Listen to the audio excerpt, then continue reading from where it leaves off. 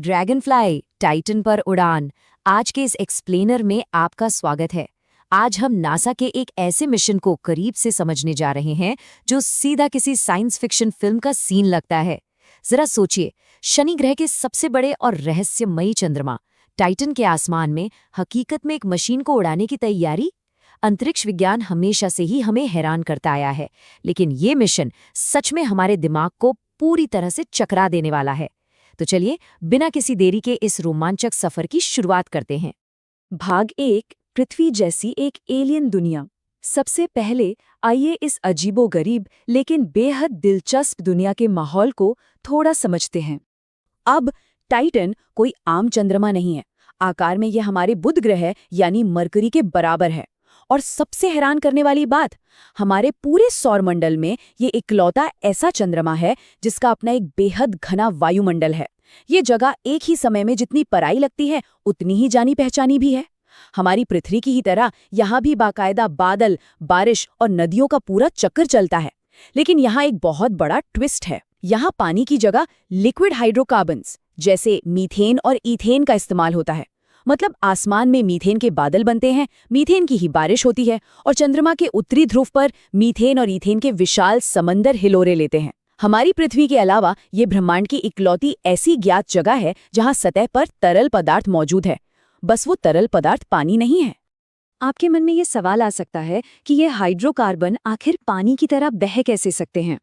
इसका जवाब छिपा है वहां की हाड़ कंपा देने वाली ठंड में। टाइटन की सतह का तापमान 0 से 180 डिग्री सेल्सियस नीचे रहता है, -180 डिग्री। इतनी भयानक ठंड में जो मीथेन और ईथेन पृथ्वी पर गैस के रूप में होते हैं, वे पूरी तरह से तरल अवस्था में बदल जाते हैं, बिल्कुल लिक्विड। और यही वजह है कि टाइटन की सतह पर ये रसायन एकदम पानी की तरह बर्ताव करते हैं। भाग 2, उड़ान भरना गाड़ी चलाने से बेहतर क्यों है? अब इस दूसरे हिस्से में हम ये जानेंगे कि इस अनजान और धुंधले इलाके को एक्सप्लोर करने के लिए एक उड़ने वाला वाहन ही सबसे लॉजिकल विकल्प क्यों है। हम हमेशा से मंगल या चांद पर रोवर्स यानी गाड़ियों को चलते हुए देखते आए हैं, लेकिन यहाँ कहानी बिल्कुल अलग है। गाड़ी चलाने की तुलना में उड़ान भरना आसान हो सकता है। सच बताऊं, ये सिर्फ ध्यान खींचने के लिए बोला गया कोई नारा नहीं है। ये वहाँ की अनूठी फिजिक्स पर आधारित एक पक्की इंजीनियरिंग हकीकत है। आइए इसे थोड़ा आसान भाषा में समझते हैं। यहाँ का वायुमंडलीय दबाव हमारी पृथ्वी के समुद्र तल के दबाव से 1.5 गुना ज्यादा है, यानी हवा बहुत घनी है। लेकिन इसका गुरुत्वाकर्षण पृथ्वी का सिर्फ 7वां हिस्सा है। तो सबसे अहम बात यह है कि जब अत्यधिक घनी हवा और बेहद कमजोर ग्रेविटी आपस में मिलते हैं तो जादू होता है। एक ड्रोन को उड़ाने के लिए लिफ्ट पैदा करना पृथ्वी के मुकाबले 10 गुना आसान हो जाता है। जो मशीन पृथ्वी पर उड़ने में संघर्ष करेगी वो वहां एकदम मक्खन की तरह उड़ेगी। इसके अलावा टाइटन पर हर वक्त एक नारंगी रंग की फोटोकेमिकल धुंध छाई रहती है, इसलिए वहां की सतह का कोई सटीक नक्शा हमारे पास नहीं है। जमीन पर गहरी दरारें या अजीबोगरीब गड्ढे हो सकते हैं। एक उड़ने वाला ड्रोन इन सभी जमीनी खतरों के ऊपर से उड़कर उन्हें पूरी तरह से चकमा दे सकता है। भाग 3, ड्रैगनफ्लाई से मिले। अब जब फिजिक्स पूरी तरह से हमारे फेवर में काम कर रही है, तो चलिए उस शानदार मशीन से रूबरू होते हैं जिसे Johns Hopkins Applied Physics Laboratory ने इस एलियन आसमान को चीरने के लिए डिजाइन किया है। अब इसे मंगल ग्रह पर भेजे गए उस छोटे से इंजेन्युइटी हेलीकॉप्टर जैसा समझने की गलती मत कीजिएगा। ड्रैगनफ्लाई एक विशाल, पूरी कार के आकार का रोटरक्राफ्ट है। इसमें 8 बड़े रोटर लगे हैं।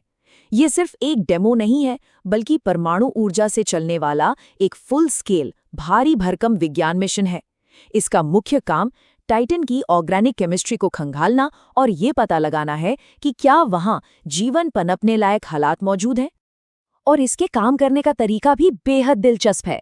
ये एक जगह लैंड करेगा, खुद को सुरक्षित करेगा, विज्ञान के प्रयोग करेगा और फिर एक नए टारगेट की ओर छलांग लगा देगा। ये साइकिल हर एक टाइटन दिन में दोहराई जाएगी, जो कि पृथ्वी के लगभग 16 दिनों के बराबर होता है।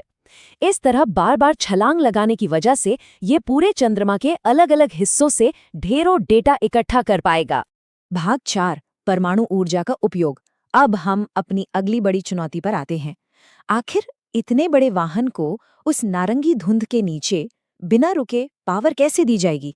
जैसा कि आप इस चार्ट में साफ देख सकते हैं, शनि ग्रह तक पहुंचते पहुंचते सूर्य की रोशनी की ताकत पृथ्वी के मुकाबले केवल लगभग 1% ही रह जाती है।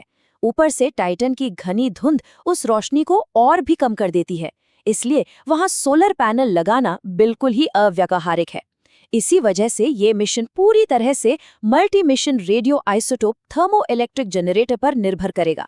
आसान शब्दों में कहें तो ये जनरेटर प्लूटोनियम के टूटने से निकलने वाली गर्मी को सीधे बिजली में बदल देगा, ताकि ड्रैगन फ्लाई को सूरज की रोशनी के बिना भी लगातार ऊर्जा मिलती रहे। भाग 5, शनि ग्रह तक का लंबा सफर। अपने अंतिम हिस्से में हम उस सख्त टाइमलाइन पर नजर डालेंगे जो इस साहसिक सपने को हकीकत में बदलने के लिए जरूरी है। देखिए, ये मिशन अब सिर्फ कागजों तक सीमित नहीं है। अप्रैल 2025 में इस मिशन ने अपना क्रिटिकल डिजाइन रिव्यू सफलतापूर्वक पास कर लिया था। इसका मतलब है कि डिजाइन पक्का हो चुका है और इंजीनियर्स इसे जोड़ने, बनाने और टेस्ट करने के काम में पूरी तरह से जुट चुके हैं। यह अब एक कंफर्म्ड और फुली फंडेड मिशन है। लेकिन स्पेस में टाइमिंग ही सब कुछ होती है। ऑर्बिटल मैकेनिक्स का गणित बहुत ही सख्त होता है। टीम को जुलाई 2028 की अपनी लॉन्च विंडो को हर हाल में पकड़ना होगा। स्पेसएक्स फैल्कन हेवी रॉकेट इसे लॉन्च करेगा, जिसके बाद शुरू होगी 7 साल लंबी अंतरिक्ष यात्रा। टाइटन पर इसकी लैंडिंग 2034 के आसपास होगी, जहां ये 3 साल से भी ज्यादा समय तक अपना मिशन चलाएगा। अगर किसी भी वजह से 2028 की लॉन्च विंडो छूट जाती है, तो ग्रहों की स्थिति बदल जाएगी और इस पूरे मल्टी ईयर टाइमलाइन को कई सालों के लिए आगे खिसकाना पड़ सकता है।